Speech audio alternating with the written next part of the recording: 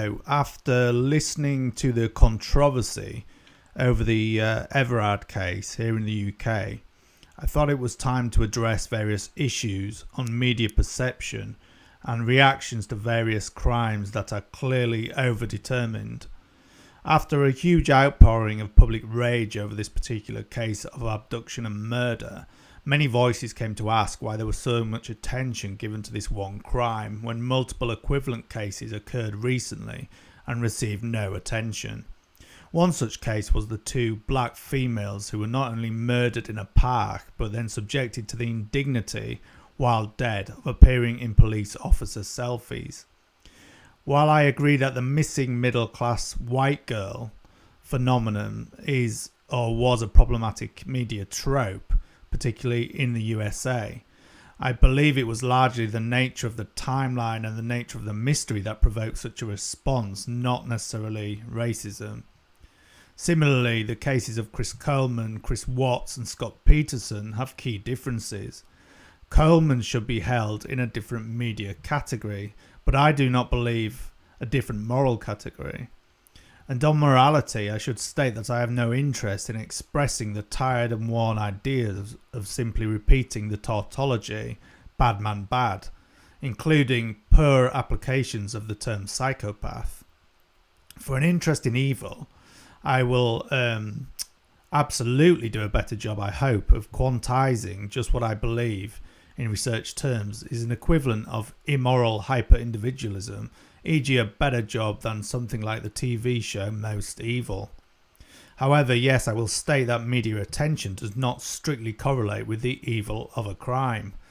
Looking at Coleman, for instance, the crime itself occurred in the early hours of May the 5th, 2009. Technically, if you include Detective Barlow, Coleman sought out police attention within hours of the crime. The delay between his 6:42am phone call and his reported arrival at 6:56am back home already aroused suspicion in law enforcement, albeit in Barlow and then later the official investigating officers. Coleman is then elaborating on his own timeline within hours of the crime, claiming he got up at 5:30am and that his wife was alive when he left. His mistress, Tara Lintz, is a part of the investigation within hours. Not long after, the police know about the stated intention of the two to marry. By the May the 8th wake, officers are telling civilians involved in the investigation not to allow Coleman to suspect the officers believe him to be guilty. In the end, Coleman's presentation of his marriage just did not match what the police discovered. Coleman was arrested and charged on May the 19th. The period from the crime to the arrest was 2 weeks, and there was no mystery involved, no missing family or truly mystifying circumstance on where they were or how they died. For Chris Watts, his wife Shannon returned from her business trip at 1:48am on 13th of August 2018 and was given a lift to her home by her friend Nicole Atkinson. Watts killed his wife shortly after, but then the engaging, at least to a human brain, narrative began, with Watts, very much like Chris Coleman, claiming he left for work at 5:15 to 5:30am with his family still alive. Unlike Coleman, Watts does not seek police assistance, but receives police attention sooner than he would have expected, because he likely, knowing Chris Watts by now, did not understand close female friendships. Atkinson in fact contacts the police just within 12 hours of a last contact with a friend at 1:40pm on August the 13th, 2018. This is in fact one of the swiftest reports of a missing person I've ever come across in these sort of cases, adding to the point that Chris really did not expect this police attention so soon and probably couldn't cope with it. On August 14th, Watts makes his by now infamous TV appearance on Denver's CBS affiliate, an appearance which arouses suspicion in many observers. But things move quickly, and on August 15th, Watts buckles under the pressure of an interrogation and admits to killing his wife. So why is there a difference between Coleman and Watts? Well, at this point in time, Watts begins to spin various tales that slowly unravel into an entire Watts media industry, from YouTubers like myself to TV pundits, news media and crime authors. Coleman never admitted guilt and never gave any insights whatsoever into his thought process or any narration of the gruesome process of deciding to murder them through to the criminal event itself. On August 16th, the Watts family, mother and daughters, are found dead. On the same day, we begin with a drip feed of Kessinger information directly from herself, that is the mistress, on issues such as Watts' own mental health. On August 21st, Watts is charged, in fact, much earlier than the lag between Coleman's crimes and his arrest. On September the 1st, we have coverage of the funeral, with Watts pleading guilty to all 9 charges on November the 6th. On November the 19th, Watts is sentenced and Shanann's parents file a case against him for wrongful death. But importantly, it was only on February 18th, 2019 that something at least partially truthful and excruciatingly detailed came from Watts in the form of a confession to the murder of his daughters, claiming a form of madness. So this lag was more than 6 months. Whatever the truth beyond Watts' attempts to rationalise the crimes as madness, Watts gave both crime tourists and true crime obsessives a mental imagery that was so painful it would embed in them emotionally as much as any other crime they had ever heard of. This was not possible with Coleman, as he is completely stonewalled on any statement of guilt, which is not rare for criminals who had previously lived in communities obsessed with morality. With Peterson, and we will avoid suggestions of innocence here, as it does not relate to the metrics of lag between a missing person report and consequent discovery of solid proof of a murder. He suggested his wife woke on that eventful day at around 7 a.m. on December the 24th, 2002. Peterson claimed he woke between 8 and 8:30 a.m. His report on watching Martha Stewart with Laci at around 9:48 a.m., and this can be pinpointed for obvious reasons, was disputed by the police, but then proven to include cookies and meringue, supporting his account. A voicemail left by Peterson for his wife was verified at 2:15 p.m. Peterson later called Ron Gransky and Sharon, Laci's mother, at around 5:17 p.m. as he claimed because he thought Laci must be there already. The search for Laci then begins almost immediately. Laci is reported missing, and while the police suspect Scott Peterson very quickly, it's not until 1 month later, on 24th of January 2003, that Amber Fry reveals she is Peterson's mistress. She reveals that she contacted the police on 30th of December, so this information came to the police within 1 week of their initial suspicions. Naturally, this news of an affair not only set the media on fire, but begins the decline of the Rocha family's trust in their son-in-law.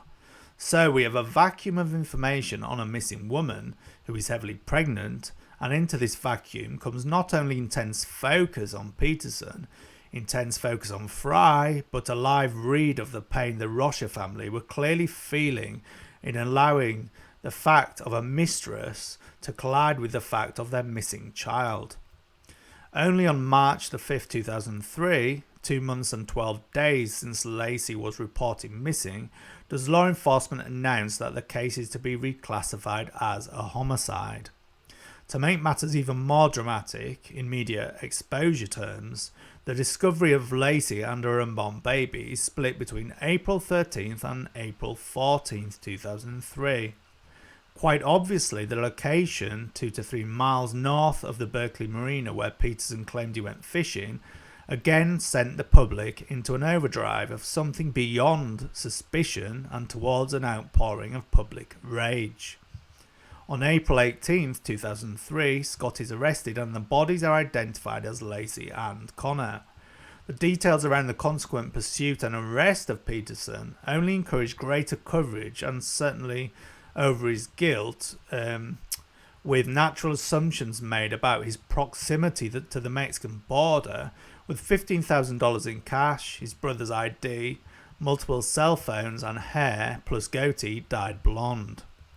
From this point, the media is even more hungry for details on the Laci Peterson case, which could be argued had entirely become the Scott Peterson case.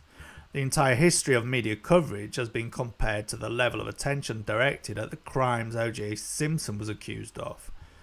On April 23, 2003, Peterson pleads not guilty, so now 4 months since the first missing persons report. On May 2, 2003, the celebrity lawyer Mark Geragos joined Scott's team.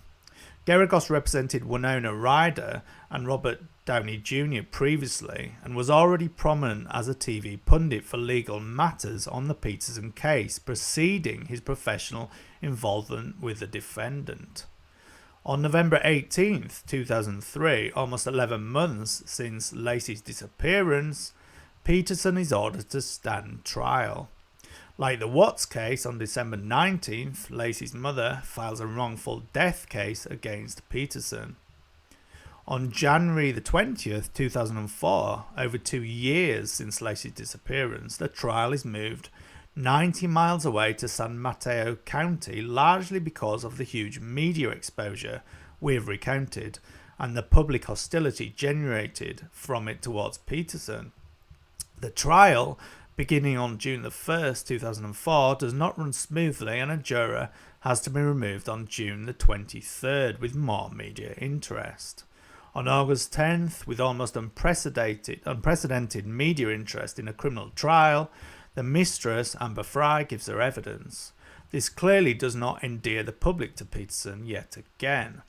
There is again massive media comment when the defence flounders dramatically with a blundering medical expert on October the 21st, presenting so-called facts that, had they been solid, undeniable medical facts, should have exonerated Peterson. Jury deliberations begin on November the 3rd, but on the 9th, a juror is dismissed for misconduct with more media attention. Finally, on November the 12th, 2004, almost 2 years after his wife was reported missing, Scott Peterson is found guilty of her murder.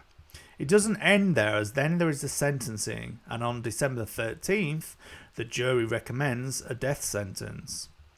On March 16, 2005, 2 years, 2 months and 23 days since Laci was reported missing, the judge for the case sentences Peterson to death. The coverage does not, of course, end there, as there is a scheduled hearing on 30th of April 2009, and shortly before this, it is announced that the Rochers have dropped their wrongful death claim against Peterson. By now you get the idea on the prolonged media exposure, which began with traditional news media, while traditional news media was still in the ascendant against internet domination, but continued into the internet age and streaming services, which went on to commission material on Peterson. But to conclude, Peterson's team filed an appeal on July the 5th, 2012, a second appeal on November the 24th, and on August 24th, 2020, Peterson's death sentence was overturned.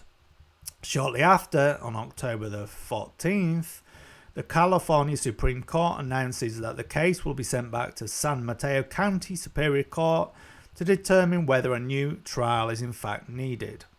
It looks like the prosecution will again seek the same conclusion, a guilty verdict, hopefully for them, with a death sentence.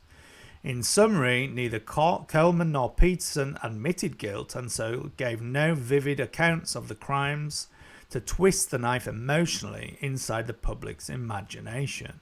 But whereas both Coleman and Peterson had their mistresses discovered quickly, the Peterson case drip feed of media attention and increasing public rage went on and on and on for 2 years, and began when network news coverage had very little internet competition to dilute it, enhancing the careers of key media commentators.